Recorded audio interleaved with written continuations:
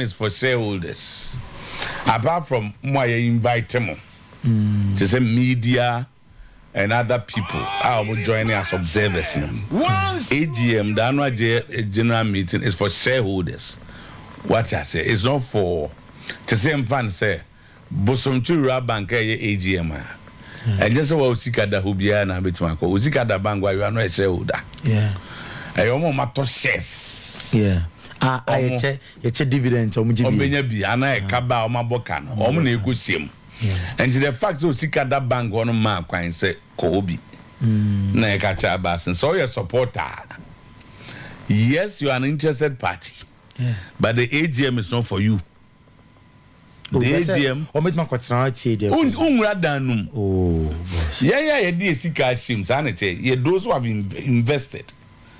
Oma to shares nibino. Woman etimiko ko TV. No makwe so women say person here directors. Na NCC or shares at the NCC will be given a rep. You be more rebi as a 1 or 2 be. Na maba. Into invitation ko. So what I say. Yeah. And a greater Accra NCC. Tibi anipa ba kwa na mienu bi na omo wura danum. We no room. And proxies also admitted obi o wa onya ho. Into the way be din ko. Say we na baba be gina manem. And apart from that, no, e mo montiase, mo montie won kan AGM side of civil service on. Say your supporter and just say you can enter. With one could judge in a tree. You know more by no busums and a day I'm okay. Yeah. So what I say, good. As the police force say, Kotoko forma, omo charge on quite report to national authority for Nuntino. Sasem no, omo no funtus official. They are too baby cry. And Baba, I am very confident. Say Bichim Kotoko. Be Juma Oho. Also, we shall win against Bichim United. It's not too difficult, even though we haven't won there before. We shall go into the game with all seriousness and hope for a win on Saturday. Okay. Circus for say Elmo Baba press conference. Kotoko Circus NCC. Na press conference on Mobile. Omo afro mo police station. I said omo kokoto. Omo central for Ishemu number. According to the NCC, the referees in the said game were not touched or beaten by any of their fans and believes the decision to prosecute the subjected fans will be unfair to Kotoko. NCC or Kotowenzi no. Sir, who see who come dia? Sir, you do Koko and just why Bonio. Say, yeah, so. You do Koko and just why Bonio. I've been here, indeed. You committed that crime. Yeah. And to say Oman touch on court to meet me, I established Oman touch on. Be as I say, court had the supporters in the corner, crime be braced, so no be affected club, no. See. But say, Oko court on just why bonnet. Say, Quiet bonnet, I do court, I came my judge, Mao. Can you do free police station and you do co-prison precon? So these are some of the issues, and they ever become once. But AGM, was so, and also Manchester United and Chelsea Asia kind. We are interested. Manchester Barry. Yeah, but see, Manchester was so much. Manchester. I told you, Manchester Barry. I told you, oh. 2-4, Papa, so 2-4, so you know, 2 years. And Eric birthday, our head of TV, Ura Erikahin, TV programs head TV, and Eric, and the birthday. Now the picture be annual. Oh, Bond, my Eric Bibia, the Bibia anyhow. Yeah, my okay. And senior so brother no senior so the senior so and the brother from baba nim sir oh senior and you are penny from you have any weekend yeah call aguna yeah call aguna so ni maguna Oh yeah, Santiago na. Hona ye ko. My brother no din de Kofi Achia Danso. Kofi Achia Danso. And a very busy weekend. Yeah. Very, very, very busy weekend. Oh. And Mike so who's a Mike Sufi Hollanda ba? Oh za. Mike Sufi Hollanda ba. Ndi palestra ho. Mike so hosisi aye kase otienka. Mike so ne wofa afrim. Ne wofa. Ye friend no wofa Asamoah. Asamoah. We free man so unma aboabo number 2. Anya aboabo da bi. Aboabo number 2 adanse aboabo. Okay. Ho na omonso so ekwe bibia 5th April weekend di sana etie. Enti we have a lot to do to force papa. Wa bedru na say yie nti. Oh. So say yie no. So why on the mention no. Yie no. And to force papa.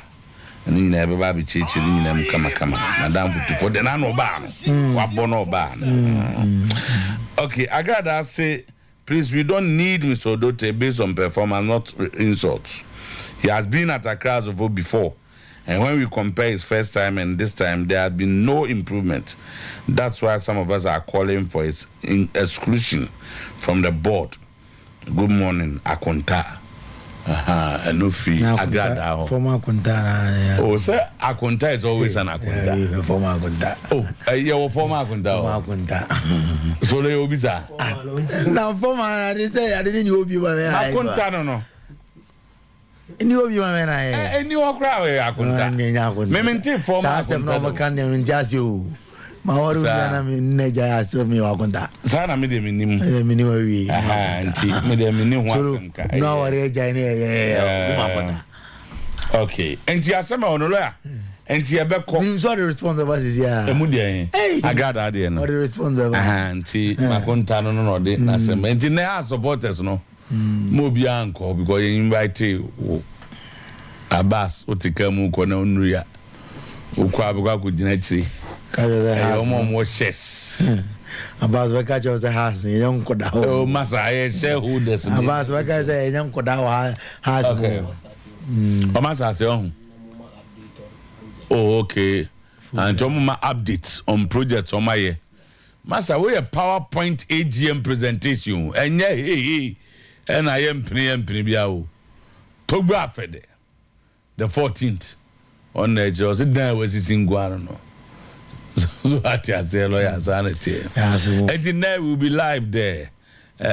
We are represented and Okunina Muno and your boys no. Or no headline man and a better headline free ho. Buffalo we are representing sanity projects no. But so projects the Mundiana do it. Was young comrade.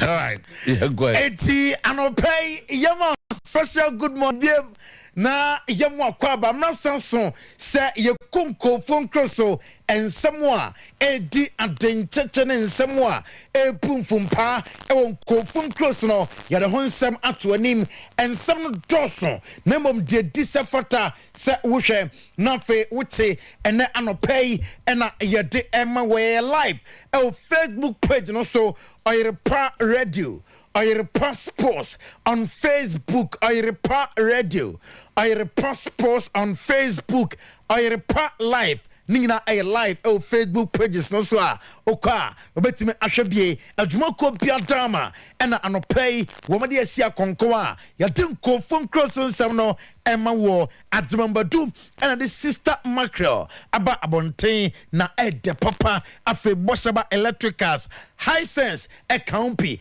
ena Dr. Daoud of Daoud Scientific Helper Hospital. Anonso ejama abusia yedin na eprewo na yebesa se feel for the na so ye na onimse enra onya hat-trick ema Manchester City emra na amane Aston Villa at the airport inti yes celebrating Facebook page no so and afi Oyerepa TV okwa yede atoso anopay mese air condition no I was say onya bi e wo dem ho na air condition there obeti air condition papa ɛwom no ɛyɛ high sense wɔn deɛ no ɛna ɛyɛ papa yɛ deɛ no 1.5 horsepower 2.0 2.5 nina onsa ebetime akabe open the edisi wo open the yede put down ho sizes bia ye moupi 0302 5500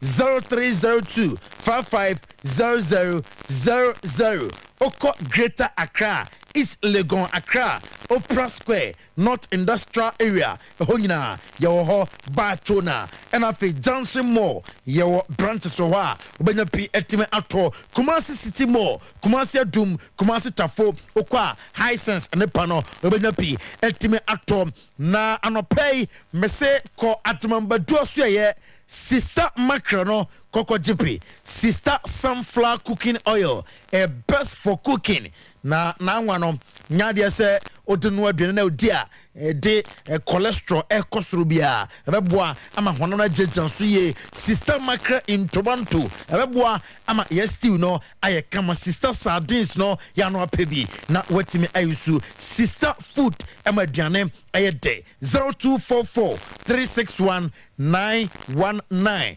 0244 361 919 na wafre yebasha se afi line up Messi na suye reporter Ebony 2021 report na HM say Lionel Messi na op assurance afi Pep Guardiola ho se Pepe se Sergio Kun Aguero obetna meba nemomnom wentime an confirme ama Lionel Messi se Sergio Kun Aguero obetna report HM say nunti ana wama ama yaduma ama Manchester City onim say 4 years ago na FC Barcelona ana osina kan Lionel Messi 672 goals in 778 appearances ana onyaye ete ema Pep Guardiola emra na oye juma with SC Barca na Phil Foden and Pep Guardiola declare say a top class player o jampet no so a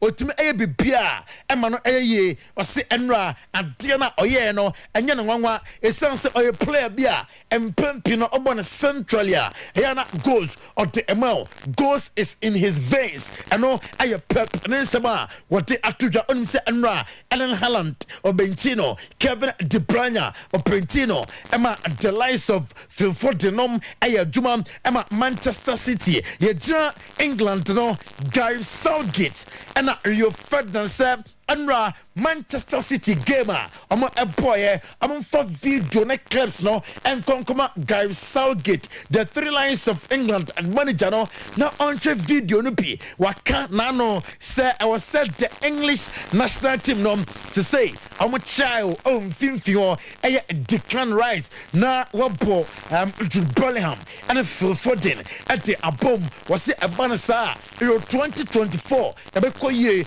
o say Enra ohwe aduma Phil Foden ayaya na eka ete achew se obetimi abosa position no aboniye wose okotims bi onoma the likes of Arsenal wo ye Declan Rice attack oye aduma dingina e mfinfio na fe Martin Odegaard and Kai Havertz wo epiapia eno ayensema wodi etudwa na ose English Premier League no se say a bet papa obi catch say a City and Eja Maza na ya dada obi catch us Liverpool and I say Arsenal and Eja na Maza wanya fair to football abe cut the live wire Maza and ebe dobaje the English Premier League the last game in the English Premier League and ebe decided the obaje trophy na anopay ebe tie Pep Guardiola na fe Unai Emery and afe Foden and Sema woman did 2 jam after say woman win game enra against Aston Villa na Pep Guardiola and I say Osha Phil Foden goes no akodano nyamere cheno e won invincible When he playing central positions, having incredible sense of ball. So he has ball in his veins and he has to use it. I think it was more a mistake for Aston Villa players because they opened the wall. If they were to stay, it's not a perfect free kick, I would say. It's not over the wall, but it was important. Scored the second goal before the half time. It was really important for us. Yeah, and then second half, did you just really feel you kicked on and took control of the game? Well, after the third, with 2-1, we control, but they have one transition really dangerous. But they have one transition really dangerous that Stefan make a good.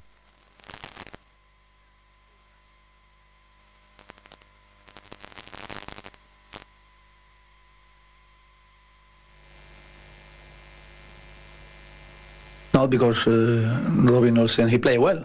We conceded 4 goals, but he saved some action very good. And then, of course, we compete until the first goal. We compete well. Of course, defensively, some transition. We had one opportunity to draw the match with Douglas Luiz and in the next corner after these chances. And now, for 14, and I did to just Ukraine. Onwam pempe bona obono naniso bona obono. Like I said before, I'm just playing with a smile on my face and trying to help the team because I know I'm capable of scoring goals, and I think today I showed that, so yeah, I'm delighted. You got 21 goals now, 10 assists. Did you set yourself any targets at the beginning of the season? I would just set myself better last season and try and get more goal contributions, so I think I'm up this year, so yeah, I'm doing well. We were talking about seeing you centrally again. We were saying hopefully you play centrally. I think I see myself as a really technical player in the pockets, and I think out wide I can do that job, but yeah, I think I prefer in the middle, and I think this year I'm growing into the game. I think the manager spoke on showing rhythm and slowing the game down, so I think I've added that to my game as well. Well, slowing the game, so you want to change the rhythm of the game, like keep going 100 miles an hour. Yeah, you said before you'll grow into that position, because before I was just going so quick, attacking every action. And now Premier League, you know, and a Pep Guardiola HM said yeah, on Ontimin Kase Team A and also Team B and the English Premier League officer game no the Batman quad do even the final day of the English Premier League and sample and Yahoo Dobate the English Premier League na David James Obekaino or your ex-Liverpool and Manchester City player and also a 2-horse race English Premier League Afino and your Arsenal Sembia and Manchester City and Liverpool and Mubako and the English Premier League na Uye Sansem na Ruben Diaz and your two just with experience Omanya with previous seasons under the auspices of Pep Guardiola inti official English Premier League City ebetime ade yanko Mikel Arteta na so me latest and update on Bukayo Saka against Luton Town enra nyade se Bukayo Saka etime esiakan latest ekensa HM se weekend di Arsenal game omebo in the English Premier League Bukayo Saka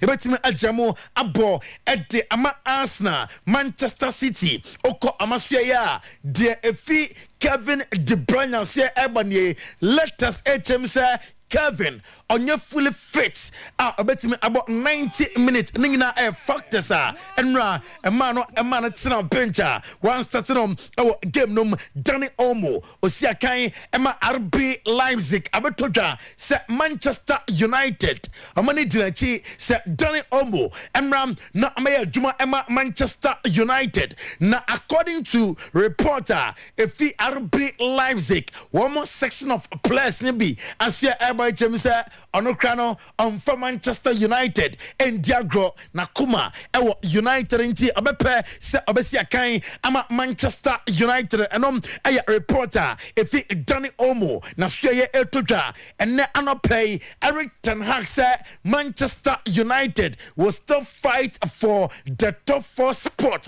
and there anya bayra abroadjo nemom amontenda wo me fight until season no ebe na wiye odawani eko Sheikh Jasmine na suya eka to enebro nanka Manchester United waya be top club no imperinfo wadweze da bi se ya to club ni na dama de ye Glazer formula nya sa ena amkokoton 25% at the Emma Nessa Jim Radcliffe na anopay Deate HMSA Shaky Ashasia and Daniel Vimo Edin Contebia and I'm the tutor se enche Tottenham Spurs woman some about ton club no etfa e wom no bi and no a reporter e cancer and anopay you see Fofana a player Emma Monaco Deate HMSA David Moyes West Ham United and some edi na chisa amra na amesia kan emfa ema team no Mauricio Pochettino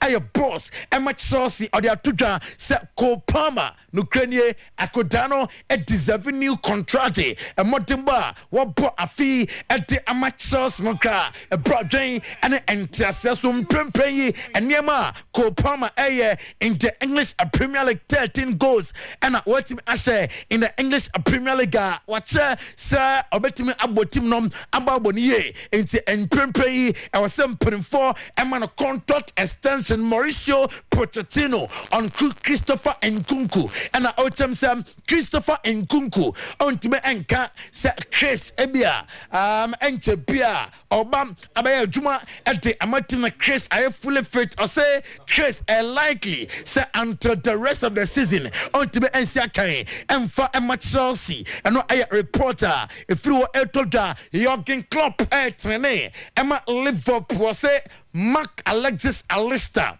na oy player or not Jurgen Klopp no pese or sign or say niema na oye nyong no wanwa na oye with Brighton that oye incredible player dada na league no day and kakra omo match after match Liverpool so ye na yeda ejina enche bia na Carabao Cup omo eje ye na onse ombetime ade Europa League ombetime ade the English Premier League and na Virgil van Dijk at the atuja Jurgen Klopp no wa bi pa ama Liverpool nti e was say emprempren players e what team no etime esena ne monyam trophies amekan nyina omba modern sa mobaje na fe amana befitting fairway and no aye ensema Virgil van Dijk at the atu25 Virgil sa moje Europa League na maje league already moje Carabao Cup na mojama Jurgen Klopp befitting fairway and no aye ensema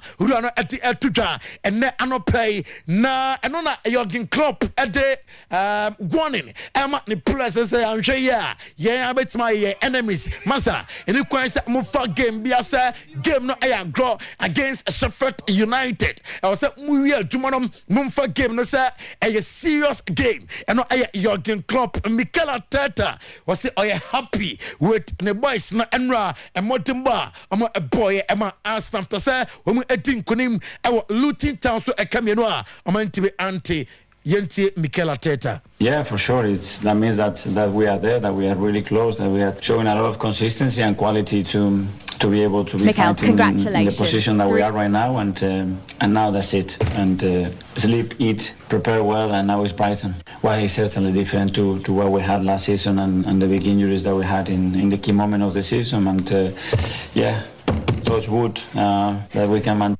Na unsa enra ahead of Chelsea game and central for Ebusa Eric Ten Hag say training regime no as among for say a campi and I'm Manchester United players no e prepare and I say no club nim na ono mistake oye as a coach and say Emra Opa United ono amfa the physical trainer and ama na owie sansem no see injuries affecting the power into Rano. Premier League from intensity perspective are so high, and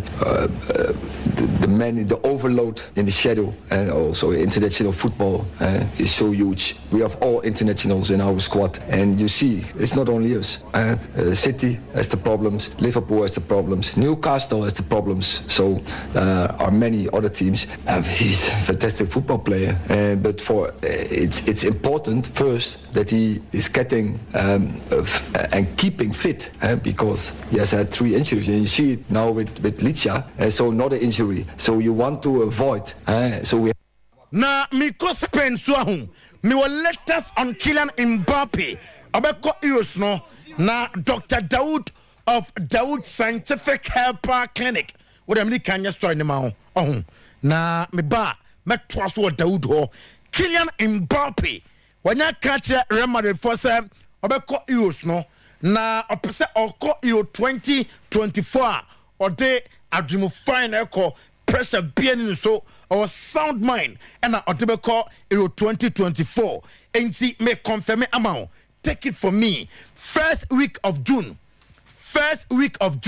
before Euro 2024 month by announce Kylian Mbappe say a player emuomo senye me say first week of June before the Euros Real by announce Kylian Mbappe say a player emuomo and no later sa if you ever me say ko ejoso krapa kumasi heya Dr. Daoud of Daoud Scientific Helper Clinic ehono wo ya de bia do kro wo na yesi ade we e kwankro ya de yetu asia entu okwa abeboa na wa diagnose ya de no na wa tu ni na se ete amawo our medical doctors any machines so wa okwa nyese okoya no mu adwo kwa ma card obeko na wako gina fidie no so na afi afidie na tre ya de wo honanum na afi wasan aboa atu ase ede amawo e stomach ulcer diabetes na edunya a stroke low sperm count ode enkomo na ewo hono esu a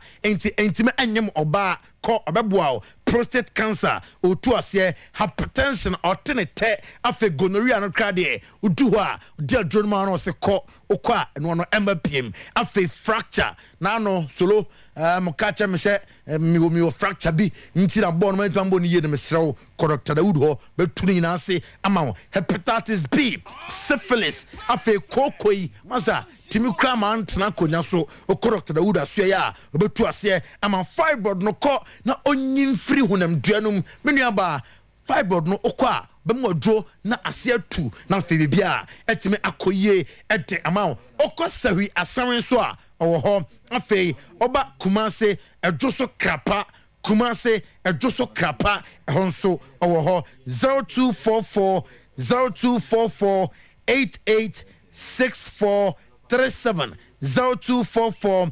886437 0201 681717 Dr. Daoud of Daoud Scientific Helper Clinic call na onsaw ya de na deyatini bonsa onim se 1-on-1 spanding row a ewo La Liga no no wo mo ye dombe bia se plus bi o ha wo mo be ko na anopay reporter yen second HM se video tumpenimfo anim se club no amo pese otna one na also decide se player we obeko player we obeba na dia teachers wa catch mo se Martin Zubimendi and afi Bernardo Silva so two players obehia mo ewo Barca team no na Luis Enrique Odiatuja oye manager Emma Paris Saint-Germain na Luis Enrique nsiba all can say Ousmane Dembele former FC Barca player no technically or impossible to stop him.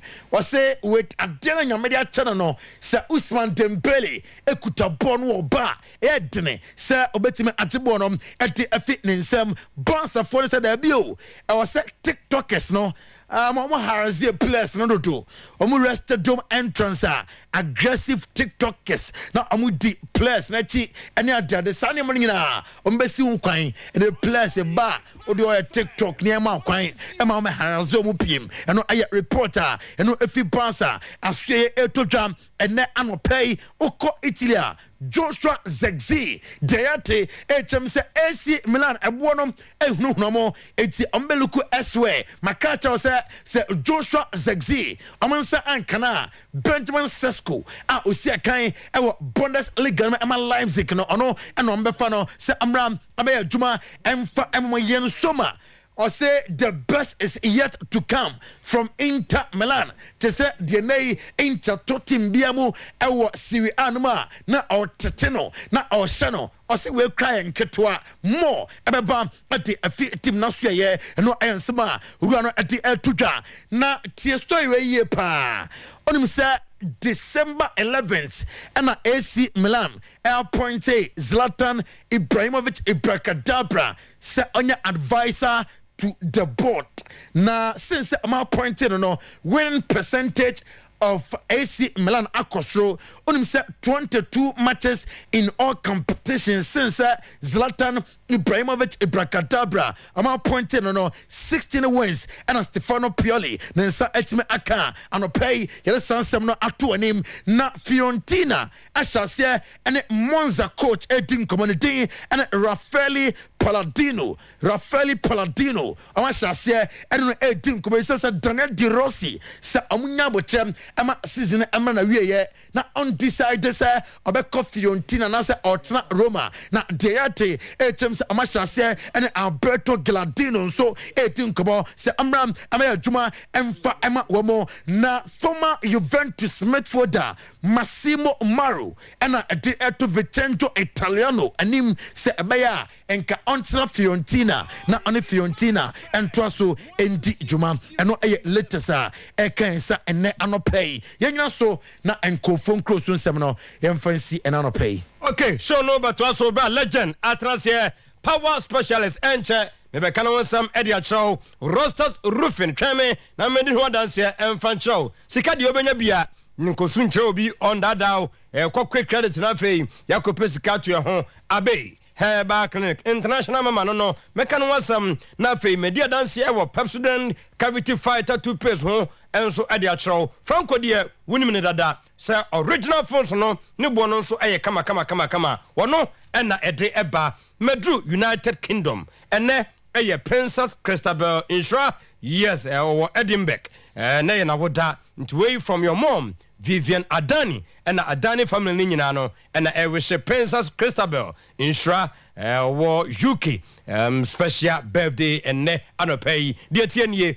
power specialist and okrepa ne say unyanko hwa asa wo ye ahwrade ni nyina no ene se kwani hepatitis B no hihye nkofo nkakra omunim na mmom ukọ test no na fe wo discover se bi wo mu a enye su ahopohye bia enim from A B C D and E ya na wo de kodwaye ma me akoto ado ya otu ase sciatic pains no a wo tete no wabadwodwa no atu ase kodo ade amam wo ba bi na africhi otu ase syphilis no ehaw wo kidney no masa ehu hernia no kasia na eye maso na me no ekase de wo dwonso no emfro yi infections ben na abetrans wo so opeso so tie kompo na abefua wo menase a ni nyina no kambom yemfa nko Kumasi Fiyase Lake Bosumtu Road when it just filling station no na eben mo won kra no mo kokwa benya Pokuasi ACP Main Road sanso na Anaji Estate opposite Anaji MA Primary School no honso ubenya no na fei watumi akọ ama power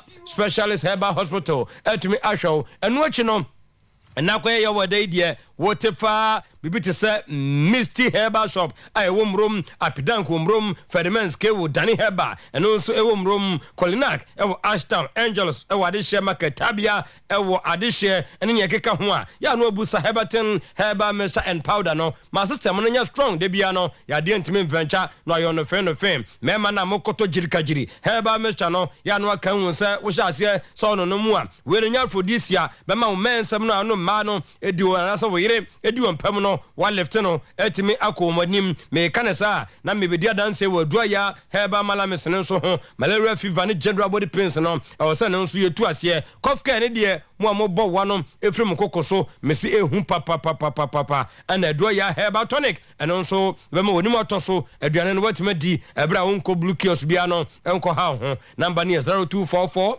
544422 Rosters Roofing edan ho nsem no yemfa nkoja no ebra me no kasa de ye premium coated 55% alozinc ena wode ema wo sanso ena aluminium coated wo ho ne wo aluminium no ne plain sheet ewo ho ebone de da from kama quality no so de me na ho nka ho asem entimi enche ye Selflock IBR IDT tile sheet ne nyina no ye Rosters Roofing ya no ahane so se kala bia na wo pe no ye benya bi e de amount na different thickness ne so wutumu say yes masa take na ano den metal trousers nko ade a ho ene ba bi a obekọ estimate no matter ba bi a wo hye na ase ema yema ho ye nye okapre production no de it take 3 to 5 working days ni aya na kama e de amount tie ni ye metal trousers roofing sheet ceiling joint POP cement and a rusters roofing system there.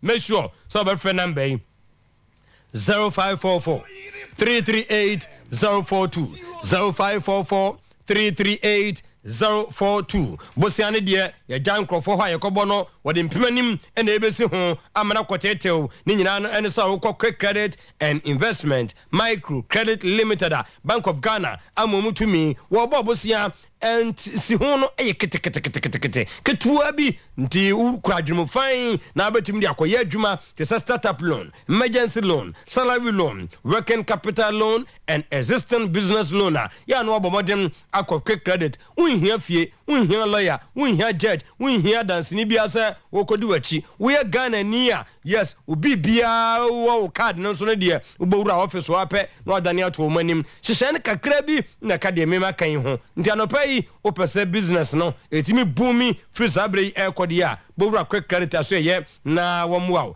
0302 200 390 0302 200 390 0596 920 833 0596 920 833 International Mama Abe Maduru Tanaso Apatrapa New Side Junction adansidie ne de eye bebre makakwania masa siatek no hankrofo a anu ohye pressure no ama wodie ne de bia wo becheke no yes ye ofom eba fom wo wunim se ehu ekosoro nso no ni nyina ehu emma etwere fans se etwere de aya bonsam ya de abayifo ya de ne ese enko masa mese etimi ekọ sekese ya de no na wode hye bi ade ne ho no wo so fakọ Tanaso Apatapa New Side Junction and I working day ya what can I say from 7 to 5 p.m. enu so nso no hwa obehwa kakra enne no bon sampa ebecha o se sako hobiem mu amobo wakuhu a mu nso a enka no ewo mase a mu kruntimi mam ho no ni nyina no mobekọ bema no fon na efon o hania no eye kase enkomo ne de mu ye too light ntimi emfa oba no ema ne ntimi enyam ni nyina no nso no na chese me ka cho se gono no atra so ache hepatitis B no fifreka kampo ed eba we nyina mu no na ye Monday to Friday 7 to 5 p.m. ewo Tanaso Apatapa New Side Junction me say abe Herbal Clinic 0243 345 392 0243 345 392 050 646 0208 050 646 0208 na wafre abe Herbal Clinic ama watumi aboawo ama nyama atumi ayekama tieniye Pepsodent Cavity Fighter toothpaste wote Pepsodent no masa nyenne ye nananom ne yusu ye yenso ye beto aso ye ma yusu ye nananom be yusu ye be firi ho akọ omo beba nyina nso ebe yusu say de masa na hoden eye times 10 eche nkaye no enu ntina me recommend e de ama wo no we ne Ghana Dental Association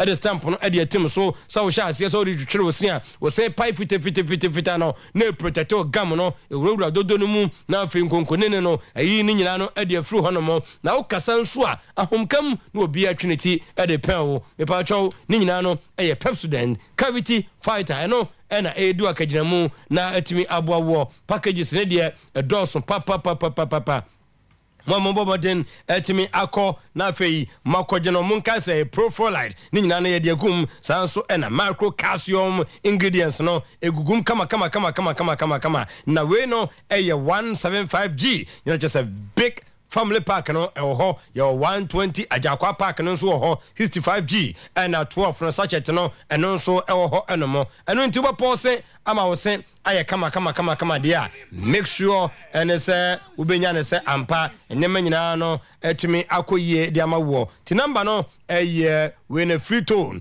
0800 200030 Pepsodent Cavity Fighter toothpaste was every smile matters ne kwakwa mu no Franco Trading Enterprise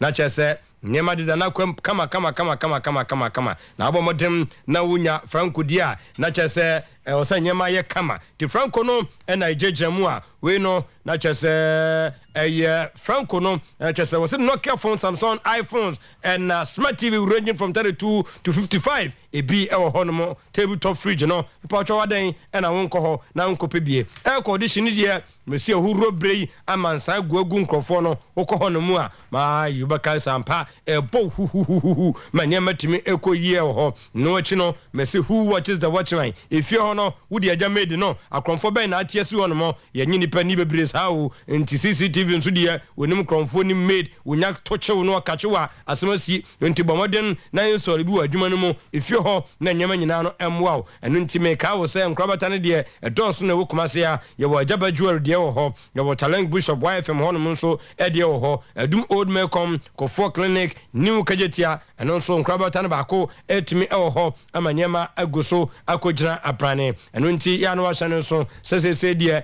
menko peke number no e wo enei gogo ema obi enkoyo frakadam obomoden na watimi afa de memedi mawe eno na abetro de ato ho de bia no a wokopɛ phone papa kura iPhones no na chese wabawura won so ye tima frɛ won e Franco number ne de 0245 316969 0245 316969 na chese nyema deda na kwam nti enche na legend trance ama show no atwa so Cecilia Frimpong was Spain Zaragoza. Yes, Cecilia Frimpong Zaragoza, Spain. And ne na woda inti legend eba abetwa so yes Eddie amamo e bra Franco ene de biekwam pep student e de biekwam abey herba clinic e de biekwam quick credit and investment micro credit limited and also ajakwan no e de ato so legend eba abetwa so ne nya Rosters roofing yes dane de wo poso amanatima ye kama ho and betimi akọ power specialist adan and our messages no into me emma ebraimu yes ya catch de bia say ye no na ye show ne bom ti my messages no emra na legend enso ne so na fei one kenka ni nyina emfama enne ensem wo ho yes enchakra no na chese straight to enkran aha na house of folk annual general meeting no legend ebe kamun sam eri akyeremo enya sam ketua nti ohwa mo amato akye no na edaso no annual general meeting AGM when ye nintini atwotworo mo akakra da on botom no na akotena se fa adwene se masa afi ye bia tumu ana se ye ne dan majority ho minority ho bia de nti ededa Facebook ma hunu sa de nyama ACL kosentino house of folk annual general meeting no masa eneye you know ye beka ho sam na asante kotoko de asa sama ho no legend atransi bia ba ye kama ya da asipia asembia ni wa so asembia ni ene si on we AGM na we supporter onzo untimi ho no tight allowed to enter strictly by invitation yes on my PowerPoint ni what you number be okay seated yes our civil service for fantastic okay you know no and Man U ni Chelsea na bobo I'm so a Liverpool fan I be person Man U be she celebrate akwesi ada o mani breba for wana oh so ba ko ne o ka say yeah club na e de chair wo mo number we you be show mo Sunday game no mo play so mo prepare nyina amra boss hey nyami minim say sanity okay be see be show mo boss kwana nam so no de Baneza mugu Sheffield where 5 we oh yeah go no dey say dey be count say matching goals no mo I say goals no say adna e go bi ana What frame one goes up? Goes up count 20. Okay. And ever say okay. 3-4. Let's move United as also. That's also Sunday. Tino, no. Yeah, right. So we now call there. Good. Nadia asem na see. BBNC. Now we be our general meeting. Initial comments. The will of the people, they do baby. I said the powers that be at, which is the will of the people. The will of the heart to foot fans. I mean, Oma Colley said they need some names be nominated. Omo in our system. I think say who be here say penny for no bit here. Yes, I'm putting into consideration. I think you also look at the reasons. So yeah, if you are in the helm of affairs of any, na say obi a complainer a warranty say you be a free baby. I think should be a bit more careful. Also you kakra ansana wa o take say wa ka say TIA those things you should establish. So we can say in the usually it's not about the work and the competence of the person. And as a cruma dear, who the Juma Job, you are here, or your Jumani, you know, those people will come and tell you, say, if you want to be in a free and regret later.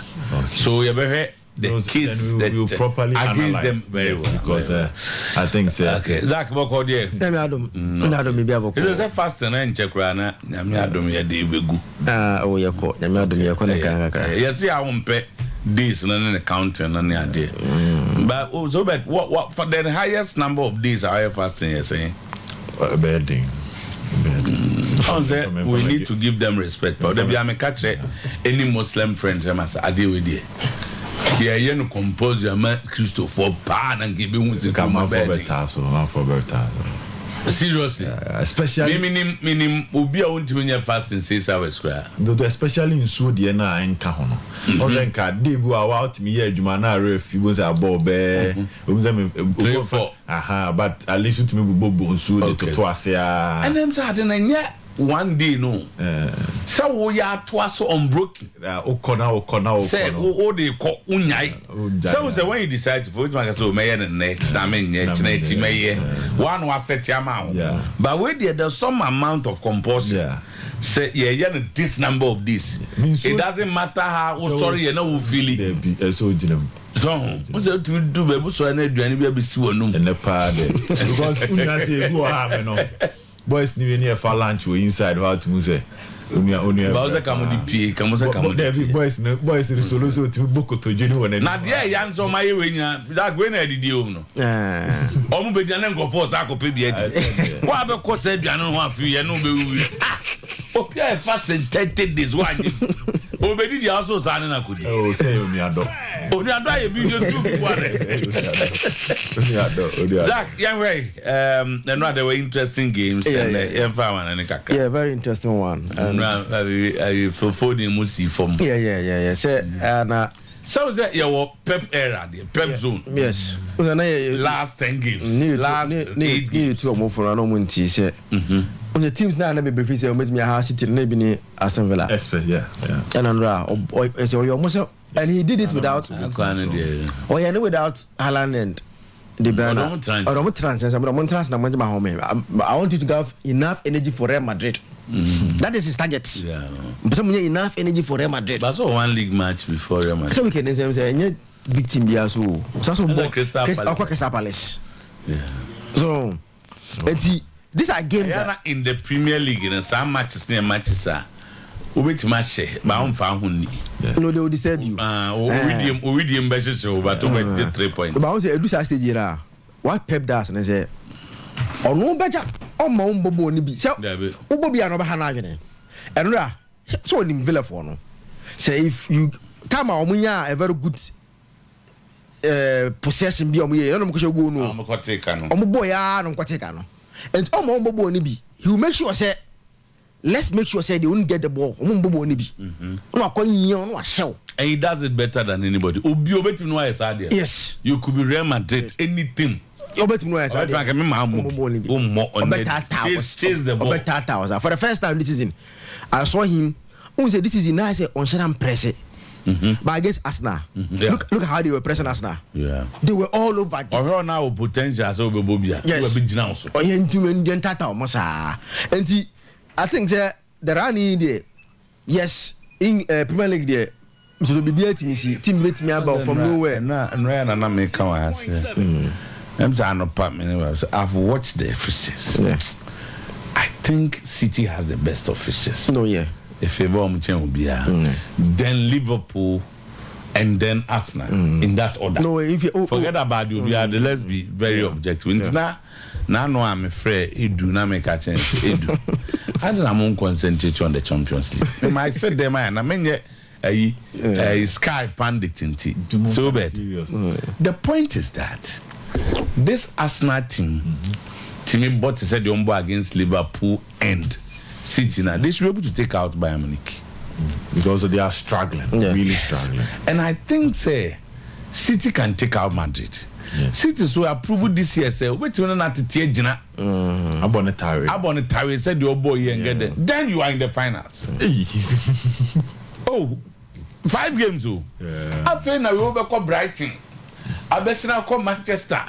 I best now Tottenham Bonnie or my Bonnie or Mutim one as I know Boboafi. As on Betitia, my Bonnie just almost episode Beji League in Kwan or Kwan. I'm got the Marino way. Marino by now are taking decision on one. Yeah, so I say at this stage. Obe target back.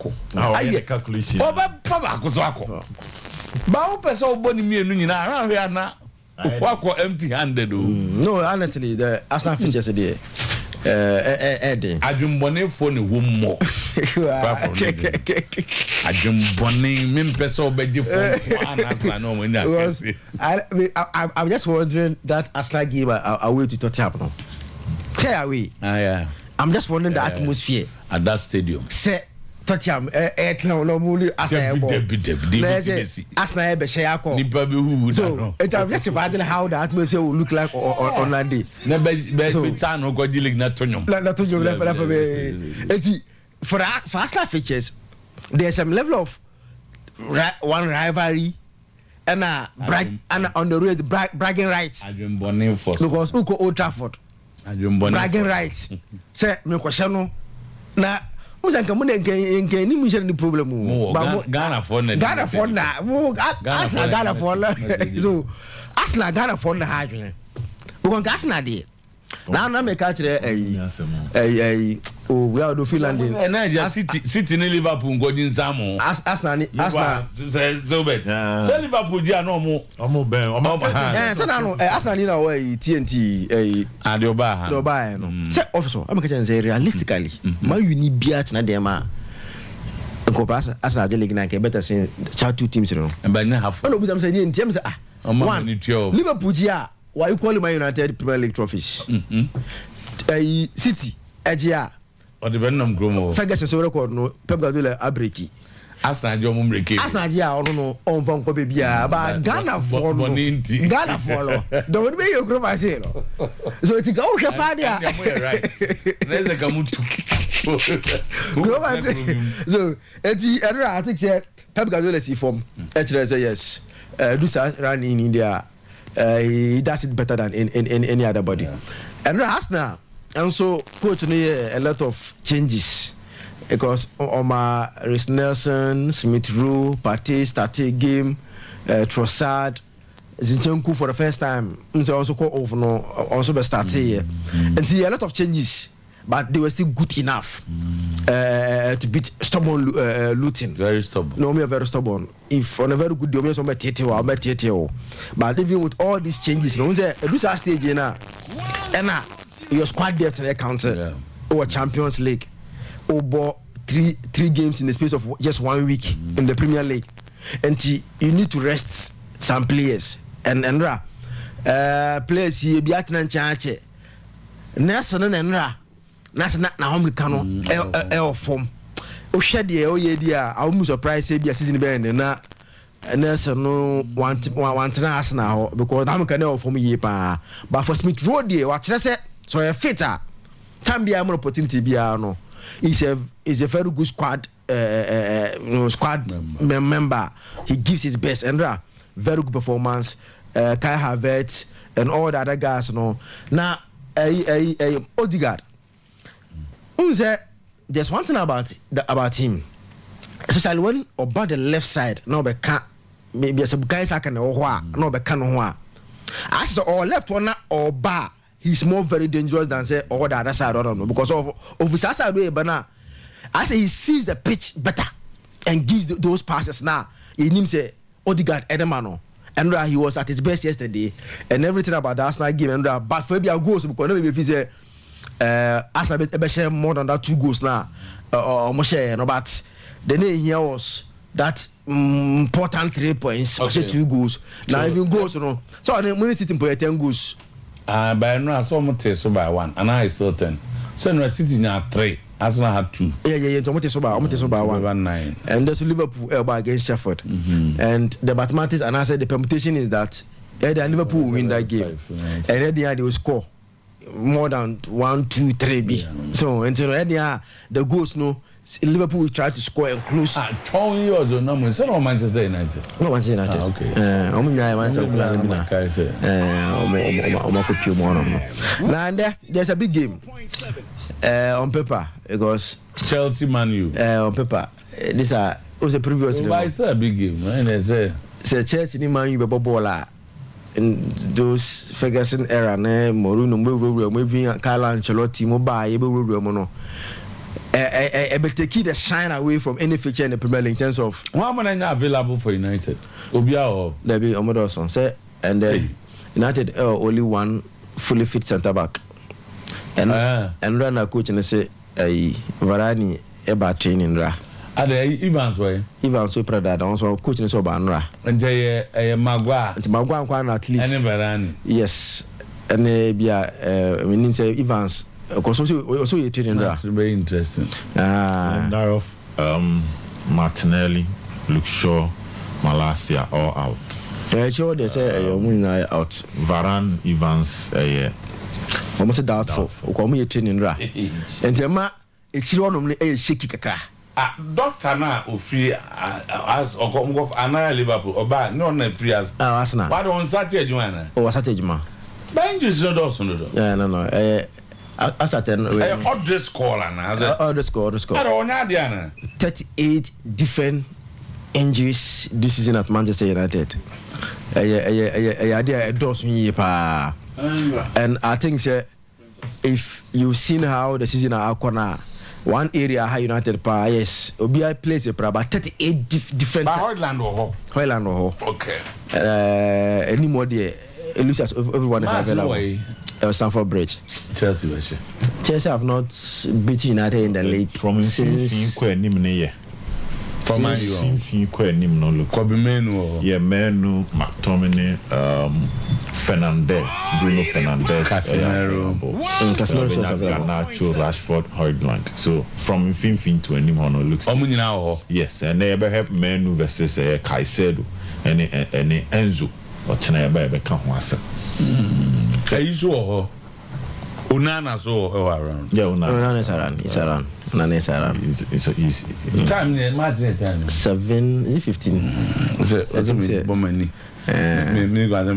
this game is a match but there are 2 games today yeah sir Liverpool then assisted Liverpool Sonny Sheffield and I will know any yeah quick man say Togba Fede and Air Kasa the board chairman is addressing the annual general meeting of Accra Folk Sporting Club Limited. Okay. And your team get talk. I say, Sammy, I say, what?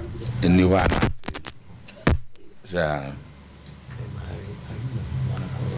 Okay. And yeah, Quabra, yeah, train. Asa, Bavo. Hello, Bavo. Hello, boss. I won't do it Gasading. And because of Casan May. Okay. And you when I would say now if there's something we need to hear. Why? The D-Day is here.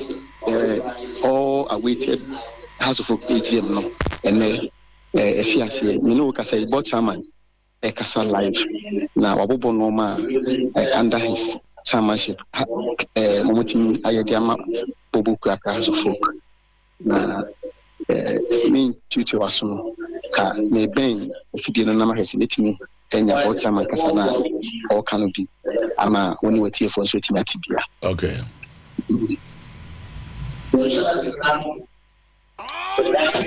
affected by the demolition of the secretariat and in line with the board's vision of owning a separate building solely for its commercial activities. A 2-story building near the secretariat was acquired and renovated by the club through loans from Strategic Initiatives Limited. This building is currently being used as the club's temporary headquarters. Eventually, it will be the center for all of commercial activities. The rest of the club will be based in the modern headquarters building, and a lot of our activities will also be conducted from Pubima.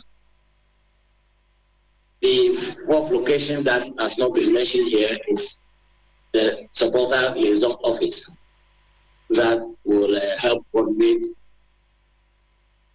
the board, the management, and the sports as well together to further the cause of our great club. So your club has 3 main sites for its operations, something few clubs on the continent, if any, can boast of. And those 3 in addition to the supporter liaison office. Now, rights issue. All the projects mentioned above were financed through loans from DB Bank or SIL, Limited. Apart from the contractual costs, the club relies heavily on SIL for its survival. This is because all people-related sources of revenue, including gate proceeds, sponsorship, etc., have been woefully inadequate. To strengthen the finance of the club so that it can pursue its mission, the board announced its plan some time ago.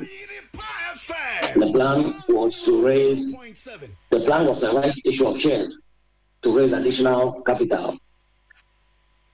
I'm happy to announce that preparations are far advanced for the rights issue to be done. At the last AGM, the board, after the last but one AGM, that was a couple of years ago, the board sought your approval to, let me say that again. At a couple of board meetings ago, the board sought approval to do a rights issue to raise 10 million. That's right. Now, at the last AGM, the board sought your approval to increase the size of rights issue from 60 million Ghana cedis originally proposed to 160 million Ghana cedis. We will be asking you to support our plans to increase the size of the rights issue further to 200 million Ghana cedis, and to authorize us to raise an additional 100 million Ghana cedis should there be an oversubscription. This revision is necessary because of the depreciation of the cedi. When we originally about 60 million, the cedi was maybe about 4 cedis to the dollar. Today it's about 30 to the dollar. So naturally we need a lot more. So the revision is necessary because of cedi depreciation in the first place, but also of course because of increase in our debts as we pursue our infrastructural projects. And again, as we fund the operations without any adequate source of income. But also because the need to raise money for the second phase of the academy project. I've already read out the various things that are there or that are provided for in the first phase. And I added that for the second phase, we shall be building an 80-bedroom hotel. Adding stands to our mini stadium and also providing additional changing facilities or local facilities. We plan that the shares will be available initially to current shareholders, and that's what makes it a rights issue. Be available initially to current shareholders, but the shares that are not taken up will be available for subscription by new shareholders. We believe that such a rights issue would make our future even brighter. Our plan is that at the end of the rights issue, our company will be virtually debt-free. The whole plan is that those of us who have committed funds to the club would convert those with the indebtedness involved to shares. But of course, depending upon the level of interest that is shown, Okay? If there's a lot of interest that is shown, of course, we will be happy to raise money and pay off those we owe. But of course, the expectation is that a lot of our debt, worst case scenario, will be converted into shares. So that at the end of the quotation, we have a company that is asset rich, has very little or no debt. And the plan is that going forward, we'll try to ramp up our commercial operations so that we don't return to debt again. Some of you may not know it, but House of Folks payroll now goes in excess of 150 people every month. That's the payroll. Okay, so that's a big burden that we have to support on a monthly basis. And we need to do that so that, our workers can have a peace of mind to work. Our players can be happy to play for us. And again, so that we will not cultivate any bad images for the club. And I'm happy to know that among the clubs in Ghana, we are doing best in terms of not only the level of our salaries and of our players, but also the promptness with which we pay salaries and bonuses. And that is why our players are quite happy. Unfortunately, that also makes it very difficult for us to transfer players to local teams. When we try to transfer players, the challenge we've had is that, or has been that, the interested clubs are unable to afford our players. And for that reason, our players have not been interested to leave us for other local sides. That's we become victims of our own good action, so to speak. So anytime at the end of the season we want to offload players, either by sale or loan to local club sites, we have very bad reception. Both the recipient clubs and the players typically have not been in those kind of marriages. But of course, our desire is to be able to compete beyond our support. So we will try to, sustain those levels so that we can retain as many of our players as possible for long periods. But again, we want to encourage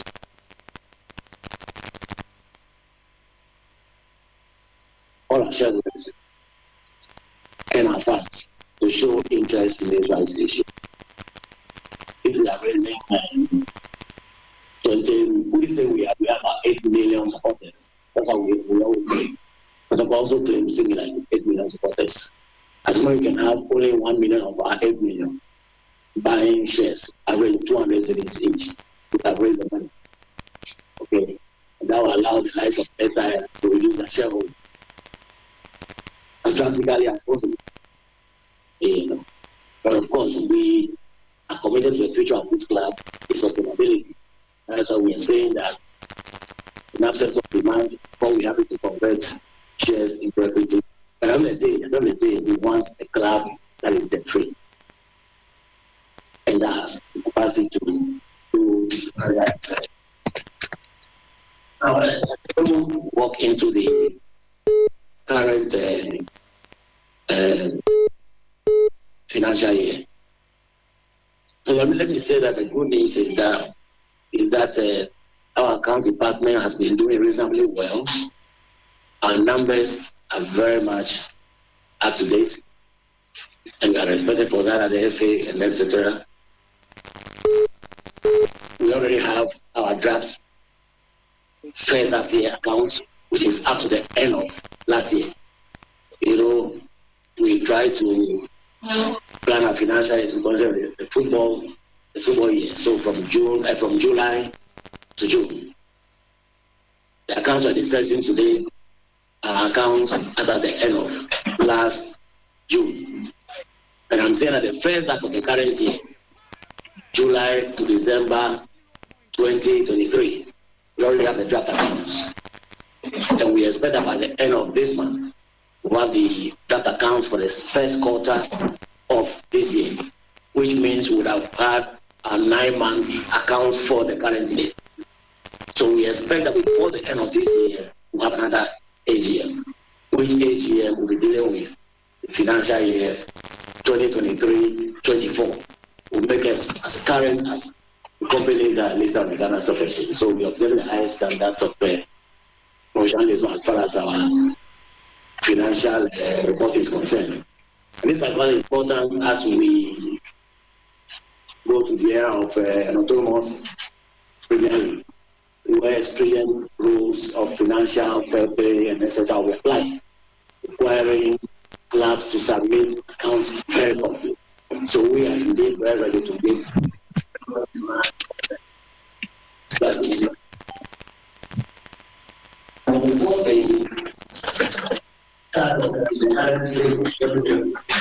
Hello. Inti boss, Mr. Kakra, itimi nyama no say itimi bayi a Mr. Botchaman outline dwumadi a omodi e dey amabo ku House of Folk or touch on infrastructure and or touch on House of Folk so daaching the beyond somebody House of Folk ekosie or touch on share flotation e da omanim na osusu say has be we share flotations no na afi e kai dekade na bobo friend House of Folk na afi etime ye fi ho say nya fi ho kwa na se bi beka e bia na ketewa bi na e beka akiri na afi so no House of Folk no abeye akono abeye de say bobo no player bi ba mu si wo si aka de ma bobo House of Folk on pempo se obi fi ho no mako se wo kwa na je sama no na wo ko na se Ghana ha pa de no se na se kura no o ma ya ama akoye se player bi ko ba ne se mo de ne committee bi se ye loan so mo ton a enam se ne House of Folk tua ka e wo Ghana ha yi nti no Ghana players ne kura empeso mbeko na da che de ni mu no sa no peso mo ye ne se ne be ya o meti me keep players a o mo ye quality o meti me si aka yi e de ma bobo no na je se House of Folk no etinya akona nim de da nim bi mu se o mu wi a enkopi mi sa fi be ko na wi enso so no House of Folk be san so aye share flotations bi so mpacho asan ye AGM bi na sa AGM ni de o mo de ba be hwe House sikasem ahwese bi aso tutu ye kama eni so ade hunu be da nim bi no so ene se emre da ni mu yi no o mbe ye se ne be ya House betimi nya akwanya aso betimi ni nya sika di aba na enko ese de bia no ye dan shareholders no ana se ye ko ekopabusia ena mo de arane bobukuo e House of Folk no enti ntutu amatoto ni nyina ntutu amato a se ne be ya ekọ na nimu no sesi enche bia na autonomy league no ebeba ehu no ma ohia ansa na wetimi esi aka ni bia na se wetimi aka ho bi no ena wo de egu akwa mu a ebedu ho no na ni nyina de mu kama se ne be ya House of Folk no obetimi ade ne ho na autonomy league no so edu so a House so timi aka ho bi etimi esi aka etimi mana kama o kan say o mbesi hostel e de ama House of Folk o kan say o matoto no ma bebre a ebe ma pobuman no 80% no mo edu no o me be di wie kra na afi bom se pobuman so ade ne ho na afi no ma san so aso different project mu enso so di ama na endika sam ne say new board members are director wan kasangasa bobo di ma e bra o mo announce ye no obia wa ha no mo obiara o chairman Botchaman yi no and as a tourist friend say o meka ho no o mu nyina Japan a o hwetable ho no ma e fe yi papa o mu nyina table na chief fefe kama and make my catch say well attended shareholders no do na so atimi aba say no ma hye no say unyo obi a wo ye shareholder untimi mebi unyo obi a wo ye invited a untimi mebi say wo ye observer oba obetina be kakra esan say shareholders no na etimi aba o ma betina say no ma beto ato adwene ahwe House of Folk ne kanko House of Folk ne daachi ho adwumedi na nei o mu die enti minim se bibi wo ho no mu a o pese obi sa na bibi wo ho bibi mienu ene wo ho de di kan on say right issue ne be baso ba mbese me busa two questions we nipa omte dem ho no reaction ne saying because oh here no has the omani maye busa bi say what omani age ana say the ekoso no ye wanwa ana say what is that first one and secondly board for you to say AGM no approve appointments and nomination at the same hwani me no ma me answer to say you know Botchaman money ni speech na me did say we are essentially me late keep to be into me say no ahead of say all man is speaking there so one no ahead of all man is speaking that I want to believe say we are maybe official no be introduce the new board members na abia na ya to mo so aba awon magia to mu enti bi nyina no e ade a egusu a e koso with regards to nipa a waka say omo to ne de utimi say obia echa wo tie de botaman kan anase oka de kire gathering no enimu no of course it go on enimu edin obo on man enimu ya sere kaka bia boys won nwen kaka obo on so a utimi say de kan no pese wo tie ni wie pa me gidi say mre so na bia assembly say ho anase ebi kan ho man ni paneti na kan ti no ebia say o ka say a mixed reaction ebia you not be wrong but enye one of negativity because ebia hu nkofo se bia say omo bu afu anase bia hu se bia nkofo enye de o kan ntum anase bi say eno de menya sa signal anase sa reactions ni bi but one that as will be tie one that to so go o hwe e koso no sa na metimi aka okay final two ni one say o can right to issue asemo ho and right issue there what the ba enchichi mo no an say shares yi no mo sa akofa bi na omo aba beton amode ama omo manage ho na right issue no so omo shares dada no wo mo na omo edisa adwuma no na akire ni se bi kana wa abonten de ama wo and so mbe convert omo equity into shares success an e kanu. So in that case, no, the all kinds of Canada wanna say enchebe any obium no. Ono amde ne kai ono na ebe to shares yi na anane de na ekase na ana te say na secondly why we say chire o ba na supporters abas mu jejina ho. That time da say utie de all kan no e na nkoma ye didi won chen no a sa pepe de wo kan no sa na tie de di kan no right issue no e na e ba so na o kan say or on raise 200 million Ghana cedis na say e ba ne say bia e oversubscribe as enko 4 trabu so mo to which means afeli ade no enye obese as crew no say ma board no kwan no mo biem no mo fa bia e bi nsan ka ho se le be ya amanfo abi o mo kwa do se on be so mo to shares ni bi no o mo so tia be to bi na se emu atre ama obi bia o pese o ye a part owner e wo bobo kwenu no ono so etimi aba be ka ho ma bia ye kama o de eno no adisede no eto gathering nanim o wie na o ka e ka ho so say ai e ka bia e wo ho bia no se o pese house of folk e debt free ni no e ka bia e wo ho bia no e se has timi tuatua enti sa right to issue on ba be ye no e se timi generate enough e be write off e ka bia wo ho bia na obi ho be tua le ka na tua le ka bo se ni ka na se ye defini se mo na ye this company se se ni nyane aye na omo so a bobo kwendo mo compensate omo convert into shares na so no se na wo kan no eno so no akonya no wo ho no mo betimi aye enti yemfa na se ono no say anase ni other person bia na ono so bobo kwendo de ne ka anase ni sika bi di bobo kwendo mu a na se right to issue no ompe iye so pese o convert ni into shares akonya no ho no mu a se ni pa kono so ono so ebeti na convert into shares nti sa hye ni nyina no e ya de a almost 3 AGM yi board ni 3 AGM se ne be won ba mo ho kwan no mo timi di sa akwanya ni nyina na gu kwam na afi obi bia so tina we be wie no na the house of folk kugina baby a be debt free say bobo kwe house of folk no oni obi aka na ode ne ho asisi no afi obo ne bra okọ n'anim na afi no mo megu akwan mu a afi metima generate a lot of resources and as a funds a afi mo de be run bobo kwe no a ebe ma nimpunto ne kan kọ no enso so etimi aba bisa me aba supporters no be bedu na hashmi ni aba so ha no mo nti mbeto wo mo sisi ayi na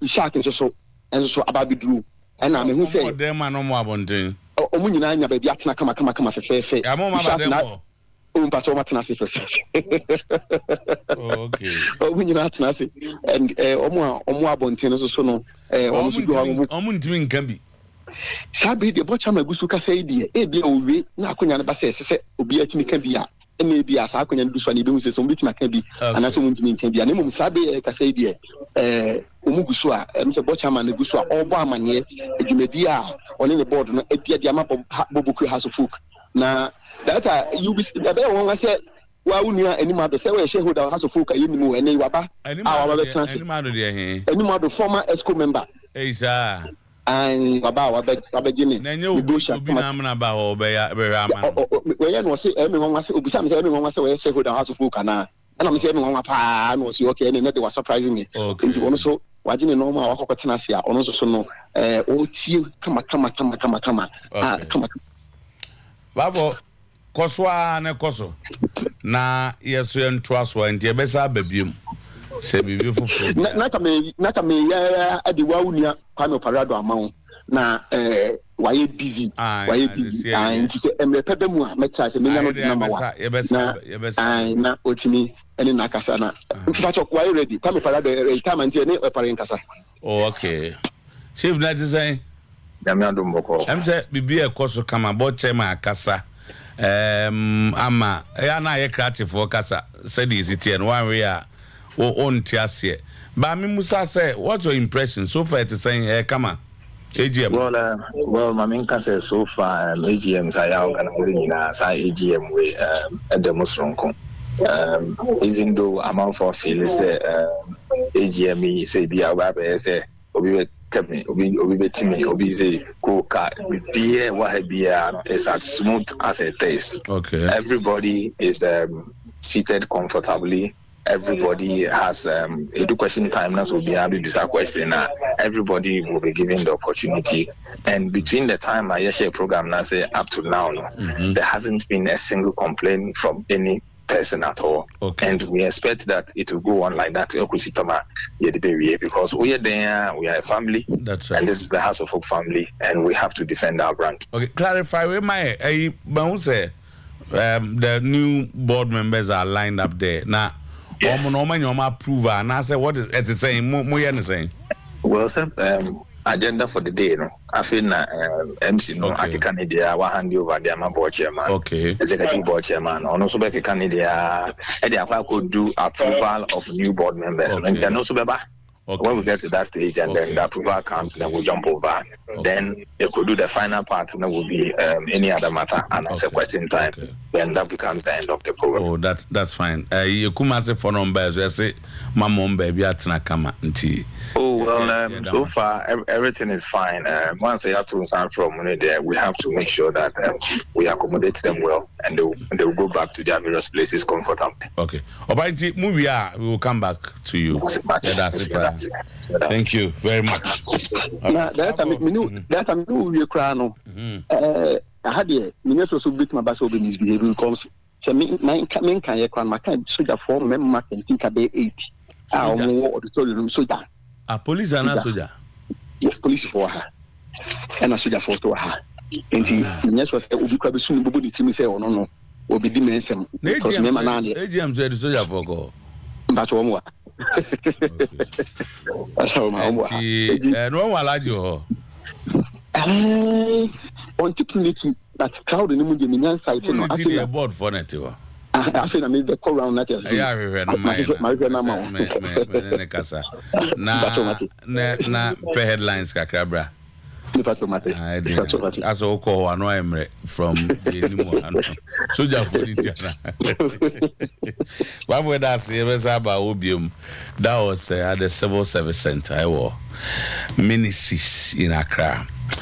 Zaki to ena ye man no eti board chairman common.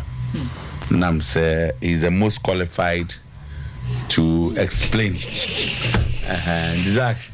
So board chairman Kasa. I think say there are no surprises in that speech. Virtually it's like they are canwa you expecting virtually things that we say. Bonotofa kakrama here. Patronka ye inka some be we in mawa FN saying omulas audited you know the document no. I want to see a kana kano. So near the share the amount you want to raise 200 million. Yes. Near share where the chunk of the money will go.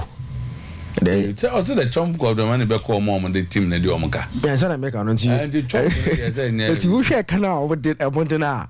It was over 86 million. Yes. I know I'm almost 200 million. Almost 200 million. But don't forget that the 86 is as at June, July 2023. Yes. And you know, so up to and so we share kana team ne ka no na ohwe by strategies to recoup the money. It looks like the right to issue will be the issue. And yes, I mean, by Jim Sikako, by economy, they talk more. So I say now, what they are going to do is that already 200 million Ghana cedi. Okay, I'm saying Drew new board no. Okay. We introduce someone. Tobe can give a very good CV of the big men. The cabinet section 171, section 1 of the Companies Act 2019 at 992 that a company incorporated after the commencement of this act shall have at least 2 directors, one of the directors being an ordinary resident in Ghana. Okay, that's the requirement. And in response to that, we quickly appointed as directors effective from February 28th. That's the very next day by the resolution 2024. Just so that there's no, it's not the case that there's no director of a class of food. Even though under the law, we cooperate for up to 4 months without falling into default before we begin to attract penalties. But we acted promptly following the majority owners nominated, being and our new line director who I introduce you shortly to hold the fort. So we appointed the 14th chairman of Strategic Initiatives Limited, resumed his role as the chairman, with Belali Angu Ediama, managing director, being the second director of the club.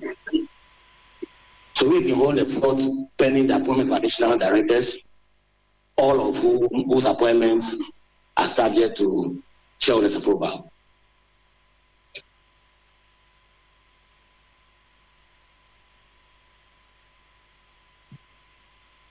And before I continue and to get to the directors, let me use the opportunity to thank the previous board for their unwavering commitment to the best interests of our club. Some of them have been on the board from the very beginning of the Has PLC. When I mean Has PLC, when Has became Some of them have been there from that very beginning, early in 2012. Others joined subsequently. But together, we all worked really, really hard to keep us going under extremely difficult circumstances. I mean, circumstances that have seen the likes of some of the companies, the clubs that we competed with in the past. Several have seen them very extinct almost now. The likes of William Tuala, we don't hear about them again. Tony, we don't hear about them. The Jolibas of this world, Arab contractors, and everything. And of course, at the local thing, we've seen that apart from Hans and Kotoko, all the other clubs have virtually sunk into oblivion. It has been really difficult circumstances for the past year. We've had about maybe 11 full years, but we didn't have 11 leagues virtually, so to speak. We've had the interruptions from it's 5 Ireland, and etc. And those have been difficult times. Imagine this board making sure players are paid or were paid during COVID when nothing was happening. I think the board deserves a round of applause.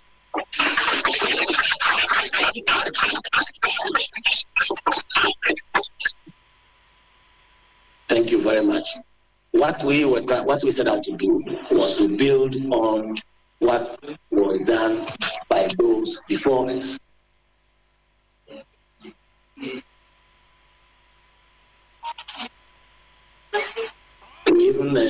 We acknowledge all that has done before, and that was also why among others we developed. You see that the development, unfortunately, we developed a little Croatia craft a book to document its history. You know, it was about 95% complete some time ago when its production stopped. Hopefully we'll come up with it, and that will be a testament to the work that's been done before our arrival on the scene. But since we arrived, we have set up pursue ambition to make us one of the preeminent clubs on the continent. Where preeminence means, being among the elite of the continent. And we've developed many strategies to pursue that ambition. We have tried over the years to strengthen management. It's not been easy. So when you set out to strengthen management in football, there's always a moral hazard, and we're dealing with people who are already interested. For example, when we want an MD, we don't have an MD who already owns the club. And that we want an MD who owns a football agency. You know the hazards those can bring. So it's not been easy at all getting MDs that it's this kind of profile. Both strong management background, knowledge of football, commitment to the house course, as must be in your DNA. You look at all of those things. But we did try. The rest that we've had the likes of Mark come and go, we had the likes of Mr. Moore, and now have the like. So we think we are very much on course to get into where we want to get to.